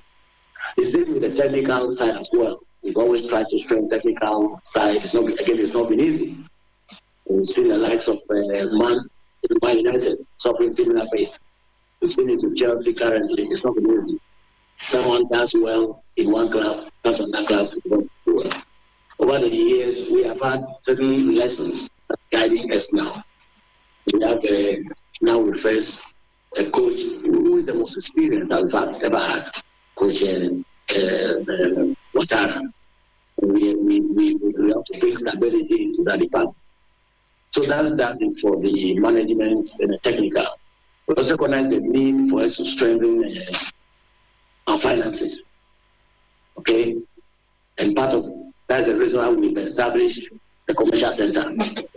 Okay? To give expression to a solid commercial orientation. And you'll see that very soon that place will be buzzing with all commercial activities. Comparable to what you'll see in other big clubs across the world. Again, part of the strategy to give our finances is why we are pursuing the rights issue, which we expect we will complete before the end of this financial year, meaning before the end of June. If we are going to launch it sometime in May next month, to close it before the end of June. So we'll be looking at the management, we'll be looking at technical, commercial, financial, and of course, infrastructure, as we already know. A lot of massive investment infrastructure because we think that we need a foundation to build on. Then we know also that we would benefit from international collaborations, and that is why we pursued, possibilities with many clubs until we settled. That's a very unique model. Can't find that anywhere else. Bringing 3 clubs together from 3 continents. Okay, 3 continents, 3 clubs, 1 vision. That defines our common value for the land. Okay, and since we've had a land, quite interesting, many clubs have expressed interest in joining, and surprisingly, non-football clubs, like American football clubs, see what Cincinnati is doing first, it's expressing interest. Others from other football sectors, big clubs have expressed interest in what we are doing. Then lastly, we also managed to ensure that we have fully fledged, football, company. What I mean is one that has senior, junior, under 20, and then the plus the female team. And all these are very important CAF requirements. Very important requirements. We try to tick all of these boxes. The last box that we ticked was the formation of the supporter liaison office. If I so committed to football development across the world, if I committed to ensuring that football remains the most followed club, the most followed sport. Yeah, anxious to ensure that where football is not the primary sport, football becomes the primary sport. That is FIFA's desire. And they think that the best thing to do is to develop the funding. That's why they're making a requirement for every club to have supporter liaison office. So then again, under the previous board, we have. All right, but for him say, Togo Acheampong akasa de. And so almost that Zach, yeah, what here now for Yanko? We only heard the other issues because of your best call back. Yeah. Yeah, clearly, basically, the question is now with the issue of Sikasem, he has make emphasis on the fact that team near debt free, and they are hoping say or more open right issue now they can be able to raise enough money to clear all their debts. That's almost started from afresh. Now move club on and to one say if there's oversubscription they will open another 100 million for another 100 million Ghana cedis. Sisi no move vote for 200 million. And 200 million no. And I say if there's oversubscription there will be additional subscription of 100 million Ghana cedi. And in all no, if there's oversubscription just say has 300. This is the amount they are looking out for. Say, they can be able to raise, and this money will clearly clear their debt. Even 200 no will clear their debts. But unim over Zakito mona money accounts no. But Captain say Togo say, I mean, no necessary right to issue is for existing shareholders. Okay. The entire analysis or about 70%. Also, also raises 200 million by the existing shareholders. Yes. More money in our company now, they are around 30%. And on 70%. So by the existing shareholders, we are going back to the SAS and the strategic in their fund. And everybody, Obi-Otobia. I'm to Mundi United. We try to once Obi-Otobia. But some more some 100 now more cotton. 70% is for a particular group. So what it means is that they will be extending or increasing their stakes in the club. If Otobia. No, right issue. So they don't say right issue. No. One then order than next you can buy. They all one say one share. Who even talk more than one? Yes. Over to one account. That's the point I'm making. If you don't if you don't what 70 no. Between at 70. Or 70. Now that is all of them about the right issue. You know all of them so be able to one account na 30 no. Abeka. So why was I move to 60 no? A right issue gives preferential treatment to existing shareholders. Okay. Now, a company offers shares to its shareholders in proportion to their shareholdings. Yeah. So said the captain can. In proportion to what you have already. That's it. So I mean, say almost 79, 69. They are going to go more than more. I know this also say to offset. Sadly, now they talk about equity and offsetting the debt of the club. And at the end of the day, Togo and his interests, cohorts. Yes. Bigger owners or shareholders of Atom. So, even on paper before you ever started, because the moment our boss will say you can convert a car club into shares, nature say a cabia had to folk the SES, and a cabia house to folk the other one. Say SES now, the other one yes, and SES back. They all have two different names. Strategic initiatives, strategic African security. Yes. So omono a cabia has SAS and SI Limited. L. Okay. The cabia has did these two companies, before see ever starting, they can decide to say a cano or the mamunko pesi canem bam fan bitieka. Yeah. Now two forms. Either say cano more than a house, yeni BBA or the bitriacano. There's a house in the omokebi. And now somebody decided say, oh, you are also shareholders. So just convert your canon into shares. Understand me again, Matthias. Me key point. And Matthias, almost say based on right issue. Yeah, the man want more be that. Yes. They want to raise 200 million. Unless the shareholders decline. They can decline. Yeah. Some can say MPB, but that is where outsiders to the market. Yeah. So now the first offer is for existing shareholders. They want to raise preferential treatment to shareholders. Very good. So they want to raise 200 million. Almost I say I didn't so it's shared based on proportions. Yes. Tomo more 70. It's me to 70. Omo makani nani 60 no more 70 na 140. At the end of the day, omo na esa kosura na fi no club no neka. Then the owners then become the majority shareholders. And in this case, in a club number SAS and SIL for the so don't sentiment and decline because so be decline is a ton so aba. So cause yentiasi mbiem mo bia mbra and so you are not interested. Like on no because if they want to decline the right to issue. So right now it's a proposal. So if shareholders want to decline and you better to so aba. Yeah, to swaba. Yes, because now the AGM has decided. Say they've decided. Yeah, that is it.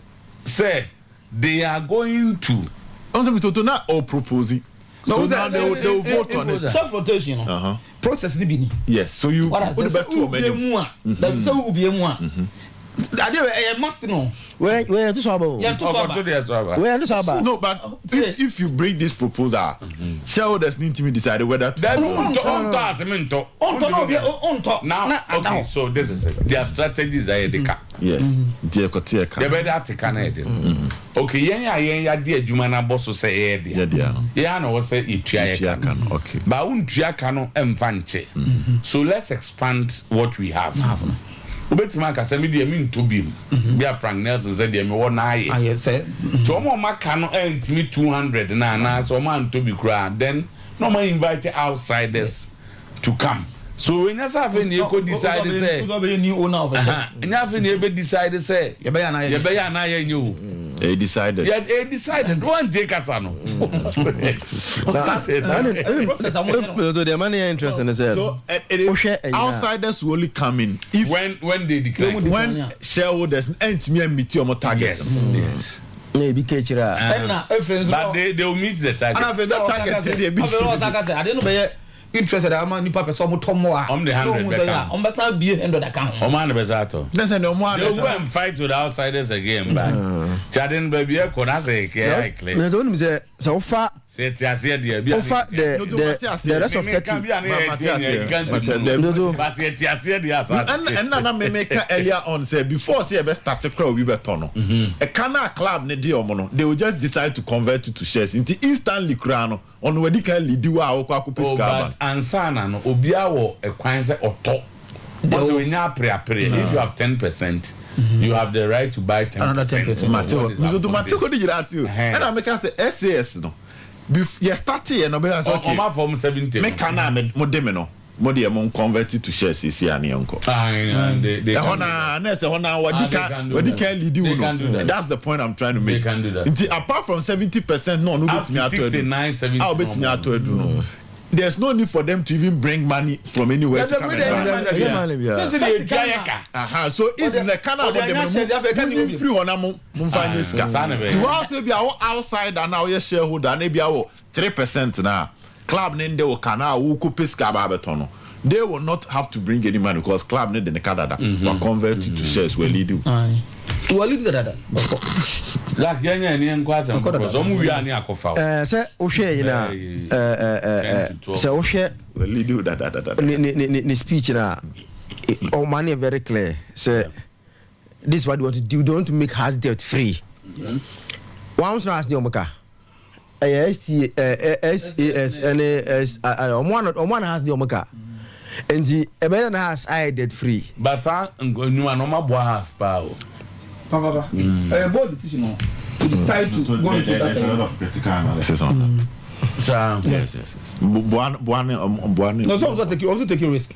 Take a risk. I almost take a risk. Because the work wasn't attractive and can bring it to that level. Calculated risk. Yeah, you know. This risk is too intelligent, intellectual. Of course. The first time we flow 2 shares. The first time we flow 2 shares now.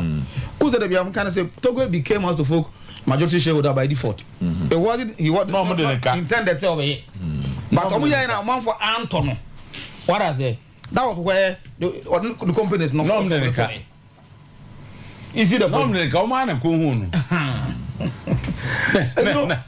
that's the whole thing.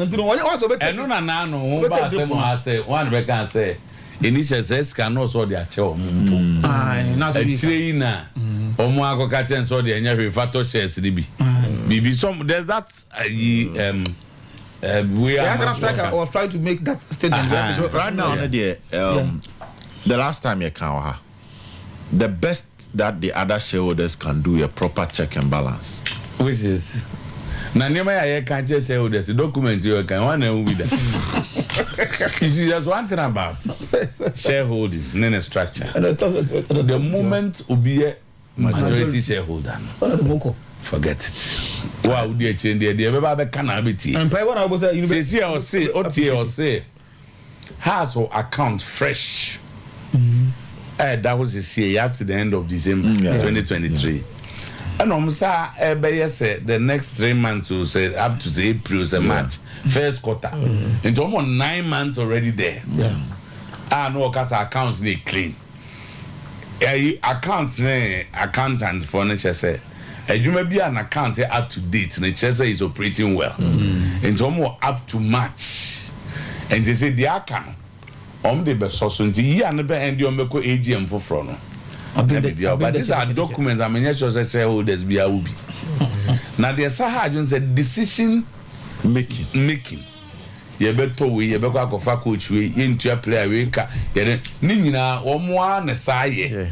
Yeah. It's in Toba. Abano so aye got no already almost 7. 3.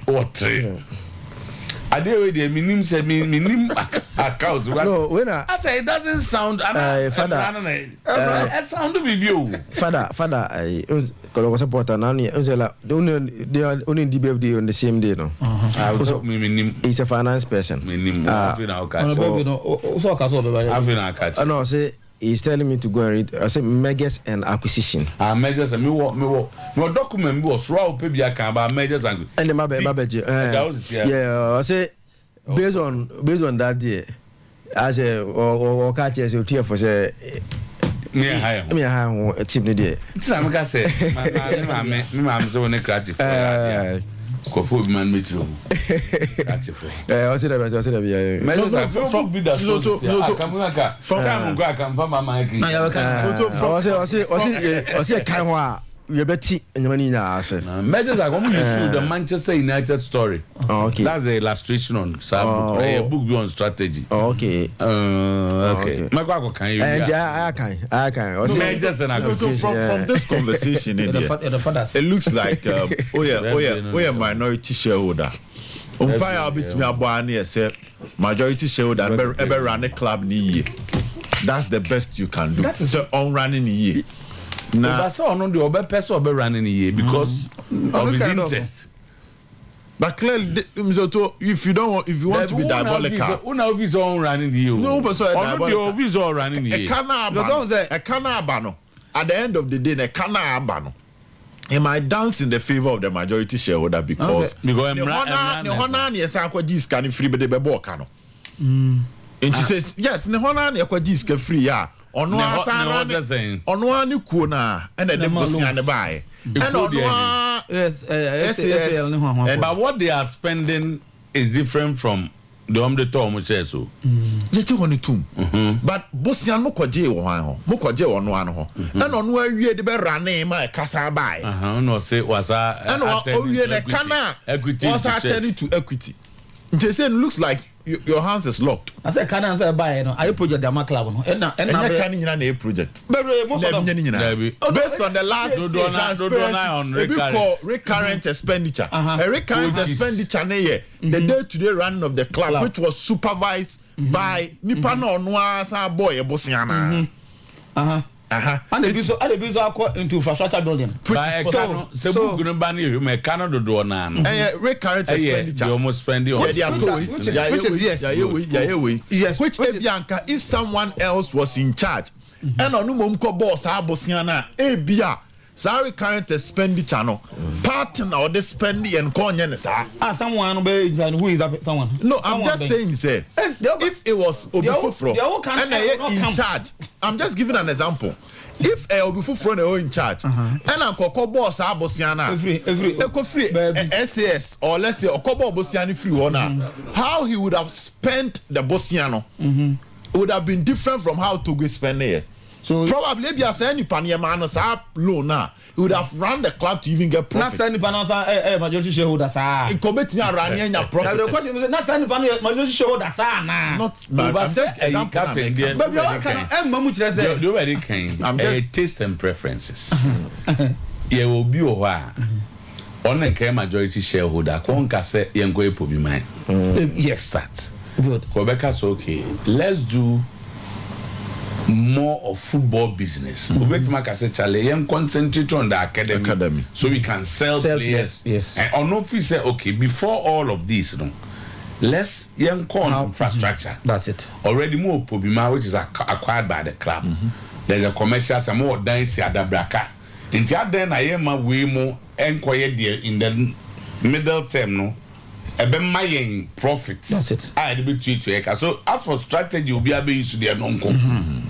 I think that's the point. But maybe they are making. But when on they take a decision, and on Wabokano, because so he's assuming that there could be interest. Oyeni pay a bit favor, which now if so that person also suggests no. I don't know about no different strategy. Now also majority shareholder. It could end up the same as this or even more than this or less than this or less than this so all the three factors clear less than this near higher because how can you say that with competent management I don't want to own it with competent management who competent kana abano Bosiane kana say boy Fibian the last time we were here to analyze the performance of a management okay even in our daily life yeah abrabo akra ebono say who say obo bre ya wa who increase your income now or manage your expenditure Debbie me don't know Debbie it's always if consistently every day and now every month obo bosia to complete your month whilst bosia na obo and the other koye and intimi generate scheme awa e be in the long term but we are this kind of hotel in a long term e be generate 20 years time to go take you over this to go take you over this 20 years within this period no e kana afibia house bono have there been any genuine assurance but no we can look into those projects and say a better reward you later but they say house run it through the number of years to go until the last 3-4 years massive attention to investment he was already running the club and there's no solid asset and a solid method the next year the now let's even go to this problem any other discussions I Mr. Otuo-Acheampong. The last time revenue assessment and not all ye. So revenue assessment all ye. You check it hard to folk. Dane da a car has a bo. Ko jebo siane ba. Sika no mo spend dodo na wo dane da has yeshe has no. Dan de ko see assets. Oh, figures no ha. And then I kase someone else managing how to folk no. En kasa bosiano ko jeba. Ko betimi de aye bibi. Ama bia nkan faso no kran ya starting hu e wo house dim tie bia last year and we got to kobi so be worse but obi so betime and better. Okay, so it's and in this case a canaba and a canaba no o be converting into shares, which at the end of the day can have a benefit to you as a person. I don't go to shares our benefit and obi increasing your ownership of the club. When you from all this world to go here, no flotation, no, and then first one banner, and as will be a banner on bezels canona, enco into the right place. You see the point? That's where we are all headed to. All right, but you cannot say that. Oh, you cannot say that. You cannot. So the rest of the.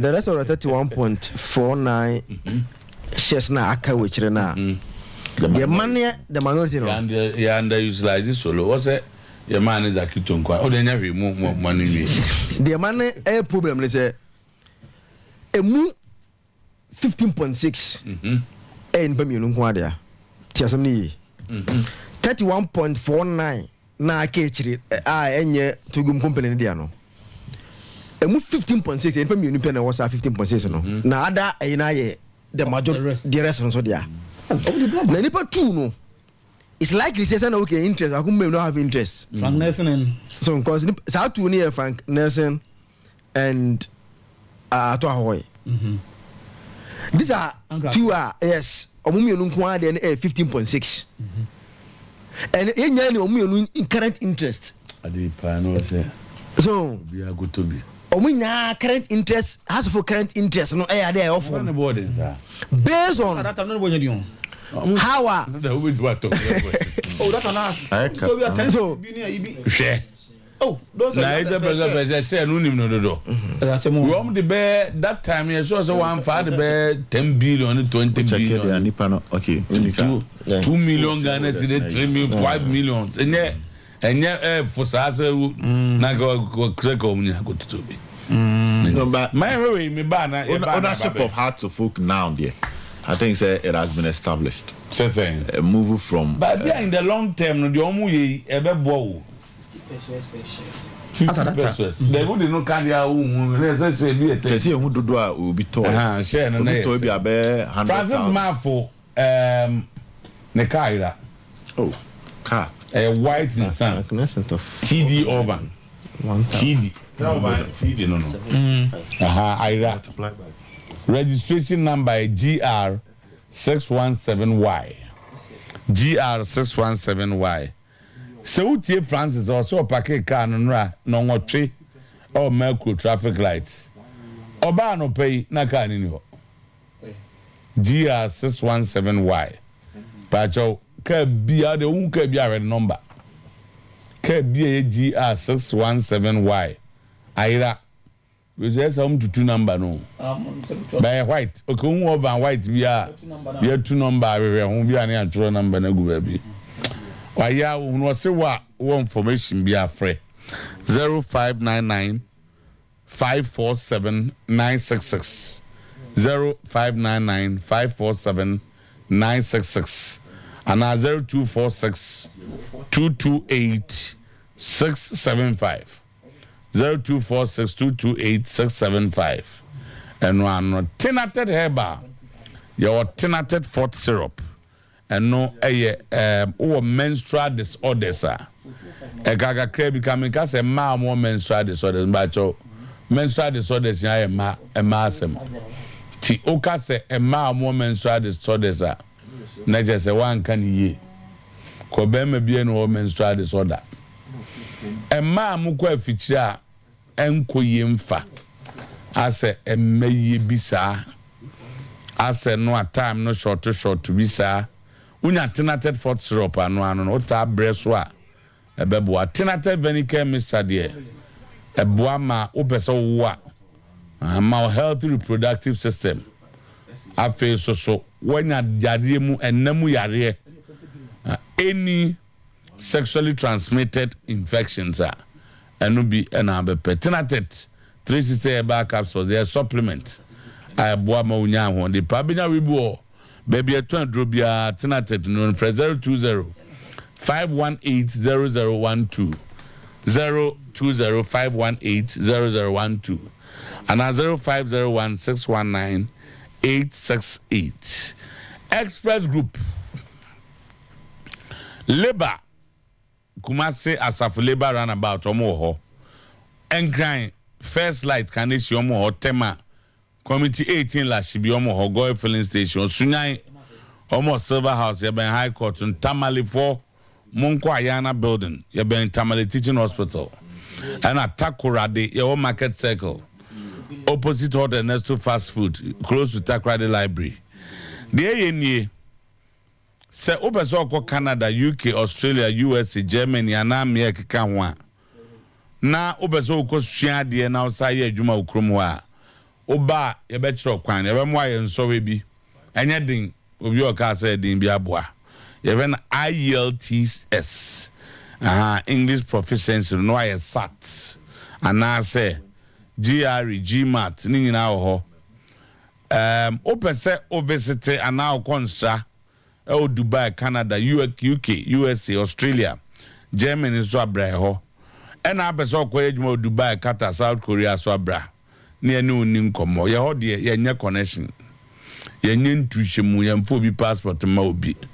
Yebeboa mo prepare documents kama sikadie twitwi de bia ni ho na no me call Express Group ho na obi ono yaje ovesa amount na kofa osika kakra beje vesa ni ade awaya ma ise bisa ni wu na Express Group asaka senya hweje ko ba ise de wajai se yakwaje vesa amount na uniska na de ama se ko free no mo bia nko obi oye last one wajai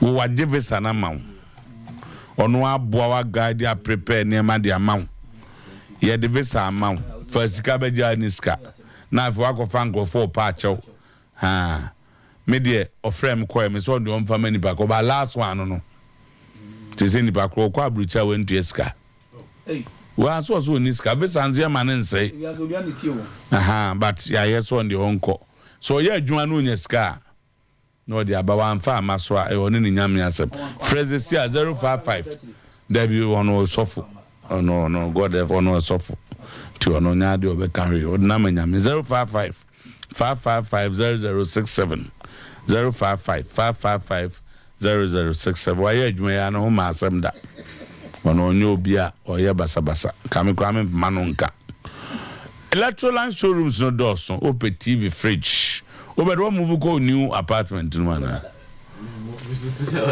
Apartment. Na area office. Only office na. Office. Oh, okay. Office no. But we be like rest you can create bush be. So bed o. So na your apartment. So te fast one ni na de ko. Okay. Open TV, fridge, AC, gas stoves, and I be any household electrical appliance.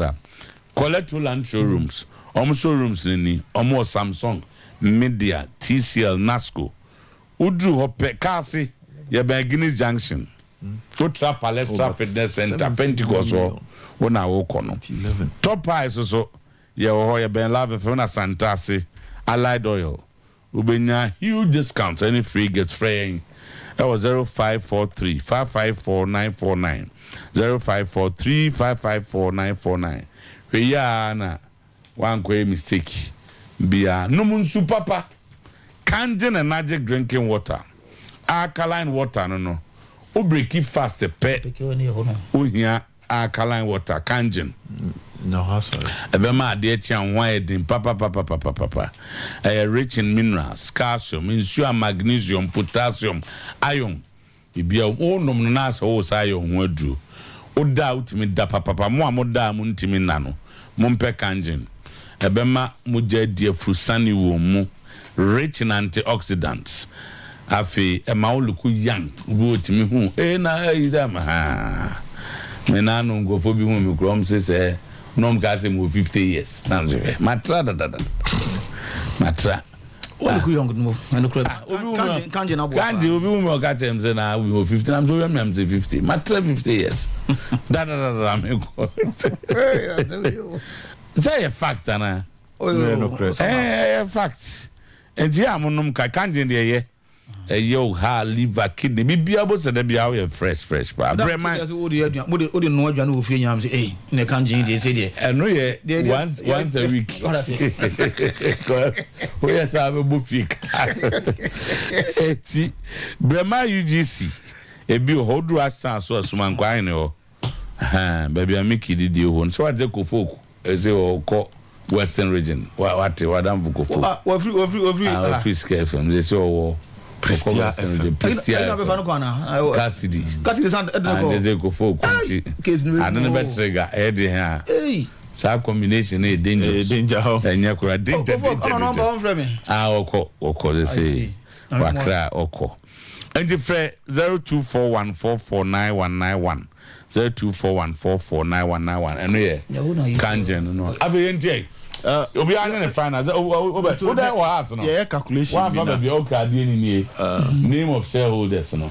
Send there wa. Yeah. SAS 2000 almost 2 million. 2 million. And then anam is to calculation say I think say you bought okaka no aka so kakra because he saved us. Nanka. Back then no if a 50 pesos per share, na say with 2 million, 10 million, there's a 1 million Ghana cedis, which back then was 10 billion. Wow, yeah. And that was SCS. And SIL, no, eto 1505190.